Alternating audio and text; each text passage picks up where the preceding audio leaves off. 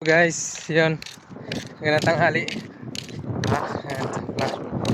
Subukan natin mag-withdraw gamit ng ating Kabayan Savings video. Kasi ang dami ko nakikita na pwedeng withdrawin siya gamit ang ATM Savings dito na video. So yun, update ko kayo mamaya guys habang nag-withdraw ako para nakikita nyo kung talagang legit na nagagamit siya dito sa Saudi Arabia. Yung ano guys, sa Al Rajhi Bank, pupunta na natin. Mag-withdraw tayo. Subukan natin mag-withdraw gamit itong ating Kabayan Savings. Ayun. Na video. Kung talagang legit siya na pwede siyang gamitin dito sa Saudi Arabia. Yan. Napanood ko lang ito guys eh. So subukan natin. Wala namang masama eh. Bye-bye. Balitaan ko kasi mamaya. Yan guys. Punta na tayo ng 7-Eleven. Ay dito sa 7-Eleven sa ATM. Subukan na natin ngayon mag-withdraw. Talagang legit siya na pwede. Ayan. Salpak na natin to ating ATM card. Ayan. Try natin guys kung pwede.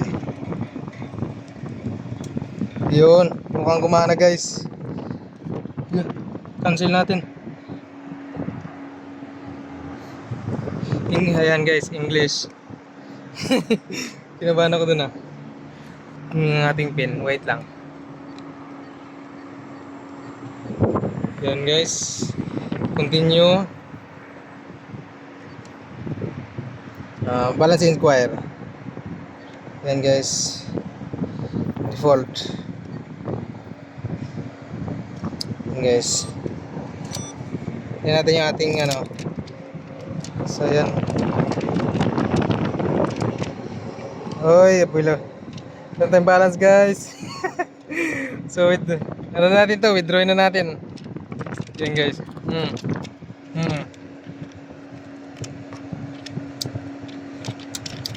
Siyempre, binalik ko ulit guys. Yan.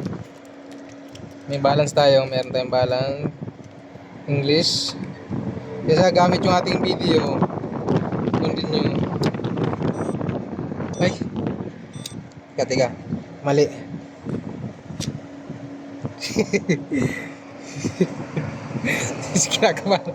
Sige ginagawa. Guys. Ayan. Withdraw gamit ang ating video. Ayan. Legit daw to eh. Nakikita ko lang guys sa mga English. Ayan. Sa mga password natin yan, di mapakita.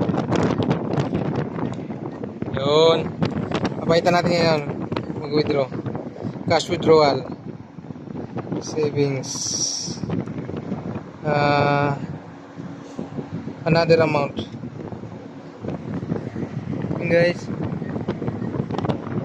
Confirm. Yan, tingnan natin. Talaga legit.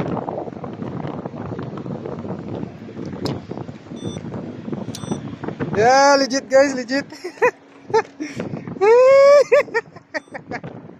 Thank you. So yun guys. Naka-withdraw tayo gamit ang ating ATM card, Legit. Legit.